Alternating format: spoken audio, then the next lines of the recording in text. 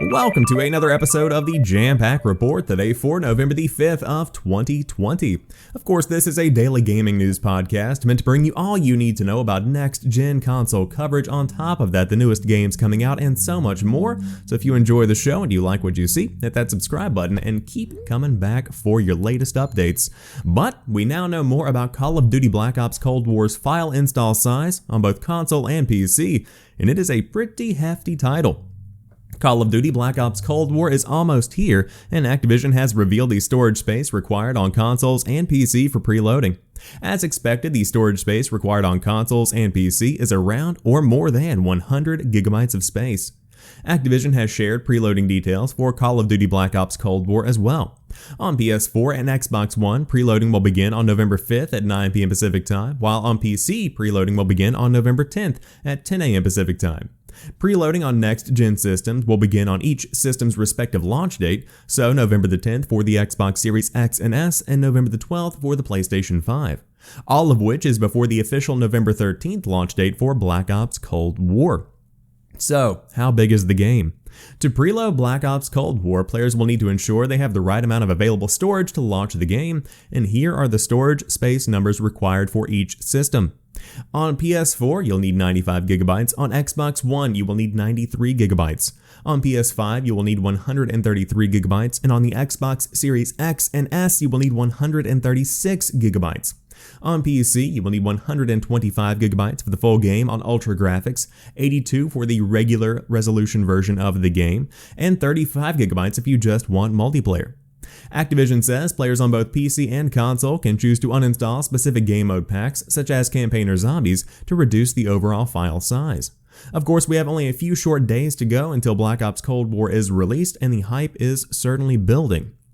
So this is pretty much in line with what a lot of people expected, and for those wondering why there is such a large size discrepancy between the PS4 and Xbox One versions of the game and their next-gen counterparts, it ultimately comes down to higher resolution textures. Those are very large, and if you want 4K to look truly 4K and to have that resolution you expect, then you have to add a couple of extra bells and whistles that do end up taking some space. Now, the thing that concerns me the most here is that we've been talking for multiple weeks now about Microsoft's statement that the Xbox Series S space, the available storage for games, is not really going to be a concern because other developers are going to optimize the way their games run, and they are going to use the lower resolution texture packs. So hypothetically, the Xbox Series S should be using the 82 gigabyte full game version on PC, if my mind is processing this correctly, because the Xbox Series S is targeting 1440p when it comes to gaming. Now, it can do 4K playback on Blu-rays and stuff like that, but when it comes to gaming and processing images, it is going to be trying to run at 1440p. So, what's going on here? And I think what this is Microsoft is going to be supporting these features for the Xbox Series S, but it really is down to the third-party developers to optimize their games to run on Microsoft's lower-end hardware. And it seems that when it comes to file size, at least, Activision and Treyarch and Raven have not done that for the newest Black Ops title. So that's really disappointing, especially since we talked yesterday about how there is just a small amount of space on the Xbox Series S in terms of install size for actual games. And again, this is going to take up ultimately half of the SSD within the Xbox Series S. Half. That is ridiculous, and that concerns me. Now, of course, I'm getting the X, so I don't really have much to worry about. It's still large, but even as time goes on, think about an Xbox Series S player that continues to download new updates and new DLC and new pack. That's so much space that's being taken up, and the bloat is obviously going to be a part of the next Call of Duty. Hopefully it's not, but I'm factoring it into my install size on my console, but it sounds like you are just going to have to buy a Seagate external storage expansion card if you do want to continue playing tons and tons of games on that internal SSD, but ultimately, man, what a huge blow for the Series S players. However, when it comes to the rest of the gaming population, it seems like it's pretty in line with what you would expect from a Black Ops title. Now, moving on to another disappointing title for somebody like myself that runs a 1440p monitor, PS5 won't support 1440 output reportedly. While Xbox manages to deliver a next-gen experience for both 4K and 2K resolutions with two different consoles, it seems Sony will only stick to Full HD and 4K resolutions on PS5. According to a recent report from IGN Italy, they have been officially told by Sony that PS5 won't support 1440p or 2K resolution. Simply put, the console will only have true outputs for 4K and Full HD displays. So if you have a 2K monitor, PS5 will either upscale the images from 1080p to 1440p or downscale it from 4K to 2K. One of the main purposes of the next-gen consoles is to make gaming easier on higher resolutions.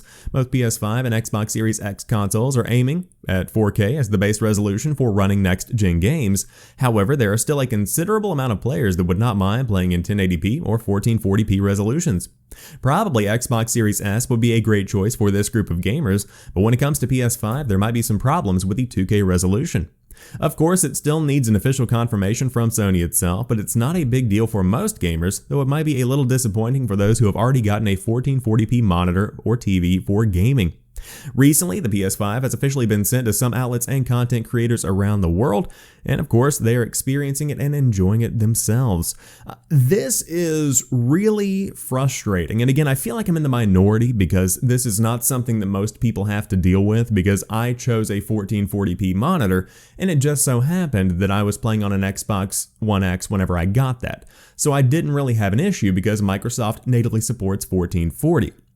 Now, if the PS5 upscales the 1080p resolution image, it's going to look terrible and very fuzzy. I know this because I tried it with the PlayStation 4 Pro. I plugged it into my 4K monitor, or my 1440p monitor, and it was just not the experience that I wanted. The images weren't crisp, and in that case, it's better to play on a 1080p monitor than it would be to play on a 1440p monitor. So I'm hoping that it downscales from 4K down to 1440p because it seems like that's kind of the trend that things are going. 1440p is kind of the sweet spot in the world of PC gaming right now. And for those that play other third-party games on a PC and they have PlayStation 5 for exclusives, it's really inconvenient if they don't have a 4K monitor. And 4K monitors in the world of PC gaming are still not the norm. Like I said, 1440p is kind of that sweet spot between high resolution and price. And so hopefully we will see some kind of support for 1440p in the future, or 2K resolution as some call it, or at least they will downscale from 4K. But my gut feeling says it's going to be an upscale from 1080p if I know Sony and the way they approach this, and that's a major bummer. So yeah, we'll wait for an official update, but that is coming from IGN Italy. Now, it seems like that is not going to be calming the fans in Japan because PlayStation 5's launch is already completely sold out, according to Sony, at least in Japan. That is according to Sony Interactive Entertainment Japan, who said on Thursday there will be no further consoles available to purchase on launch day in the country. Quote, due to high interest and many orders from users, the launch is sold out by the reserved amount, the company said. While there are still concerns about the spread of the coronavirus, we do not plan to hold events or sell PS5 at stores on the day of PS5 release in order to ensure the safety of our customers, retailers, and staff, it added. SIEJ went on to apologize for the inconvenience caused and encouraged PS5 pre-order customers to check with their retailers regarding how they will receive their console. In an interview published last month, PlayStation boss Ryan claimed that PS5 pre-order demand has been very considerable. Sony took as many PS5 pre-orders in the first 12 hours in the US as it did in the first 12 weeks for PS4, he claimed. Sony has been bullish about the PlayStation 5's short-term sales outlook, with the firm recently stating that it expects the console to launch in great shape. And of course, they go on to talk more about the statements that have been made and whatnot, but it looks like Japan is getting a little short on stock, and this is kind of to be expected. It's a major launch. It is a massive console, both in terms of its popularity and its literal girth. It's just a big thing. But no, joking, it is actually going to be a very impressive launch for Sony if they're already selling out in specific regions where it's clear they are the market leader in terms of gaming. So we will see if there is anything left on launch day, but according to SIE, that is going to be a no-go. Now, speaking of the PlayStation 5, the DualSense controller seemingly features a removable faceplate. The PS5 DualSense controller's black faceplate is seemingly removable, suggesting that players can swap it out for custom designs in the future. As can be seen in a video from John Glasscock on YouTube, the lower black the lower black plating, I always want to say the lower back because I think about my pain constantly. The lower black plating that covers the thumbstick on the DualSense can be snapped out and reapplied with relative ease, with pretty much no tools required. Glasscock is shown removing the plate simply by gripping the sides of the peripheral and applying some force, although it may be that he's previously used a thin tool to loosen the plate. It's not clear if removing the plate could void any warranty on the controller, so we currently don't recommend trying it yourself. Sony suggests that players will be able to customize the DualSense either through first-party revisions of the controller or third-party solutions, as per Sony's approval. However, whether third-party plates could be sold is currently up in the air. Only this week we saw a third-party outlet creating custom plates for the PlayStation 5 console itself, apologizing and canceling all orders after the company was pressured by Sony. The video also shows how the controller's light bar works in-game on PS4 via remote play and offers some PS3 gameplay using the DualSense peripheral. As revealed earlier this week, the DualSense does not work natively with the PS4, but it does function as normal with PS3, even though PS3 games are not playable on PS5. Did you follow that? Because I didn't. But PlayStation 5 DualSense looks to have swappable faceplates, which is something that I think is a pretty cool little feature, and I'll tell you why.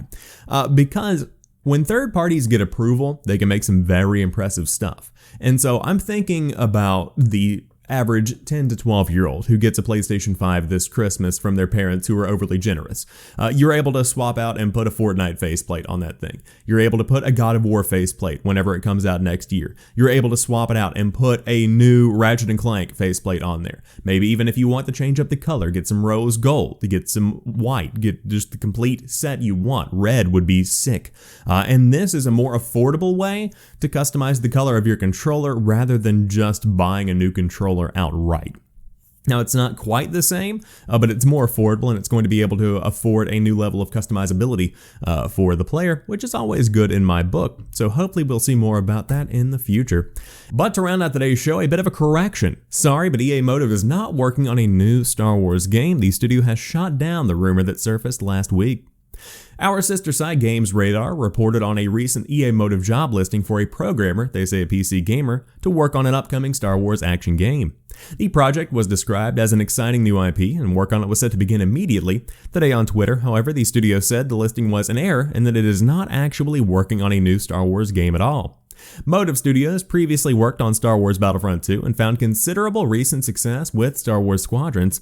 General Manager Patrick Klaus said last month it's working on several unannounced projects, and so the expectation that a new Star Wars game is in the works was perfectly reasonable until it was very specifically shot down by the company. The job listing in question has also been changed, and all mention of Star Wars has been removed. In fact, there is no mention of any specific game or series at all, or even any indication as to whether it's something new, or a sequel of some sort. It's a long shot, but Electronic Arts Q2 2021 earnings call takes place today, so there's a possibility we might hear something more about whatever Motive is up to then, and of course, they will report on it at PC Gamer, and I will let you guys know on tomorrow's show. But it is what it is. I trust in the company to make something that is impressive, and so whatever that may be, let it ride and see where it goes. But that rounds out today's episode of the Jampack Report. If you enjoyed today's show, drop me a like down below and let me know what you think about Call of Duty Black Ops Cold War file install sizes. Is that too big? Is it right where you thought it'd be? Or is it right where you thought it'd be and it's still too big? Would love to hear what you have to say. But until tomorrow, you guys have a fantastic rest of your day. I'll talk to you soon, and peace.